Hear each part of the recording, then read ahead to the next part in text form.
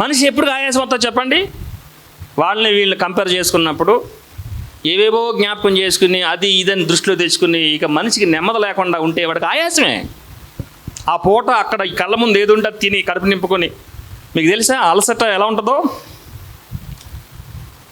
ఆకలి రుచి ఎరగదు, నిద్ర సుఖం ఎరగదు. తెలుసా మీకు ఈ సామెత? నీ ఆకలి నిజమైంది అయితే దానికి రుచి కావాలా? కళ్ళ ముందు ఏది ఉంటే అది కడుపు నింపుకుంటా చూద్దామా? ఏది ఉంటే అది తిని కడుపు నింపుకుంటాం అన్నమాట.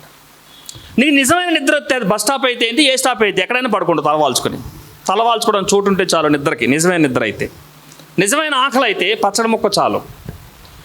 వీళ్ళకి ఏంటంటే జ్ఞాపకాల్లో బ్రతుకుతున్నారు. దేంట్లో బ్రతుకుతున్నారు? జ్ఞాపకాలు. ఊహల్లో బతుకుతున్న వాళ్ళకి ఎప్పుడు నెమ్మది ఉండదు. గుర్తుపెట్టుకోండి, ఎదుటిన్న వాటిని అనుభవించలేరు. ఆ ఇంట్లో నెమ్మది ఉండదు వాళ్ళకి. ఏదో ఊహల పలికిలు బ్రతుకుతున్న వాడికి నెమ్మది లేకపోవడం వల్ల ఆయాసంగా జీవితం మారి ఇక వాడు దేవుణ్ణే దూషించే స్థాయికి వెళ్ళిపోతాడు.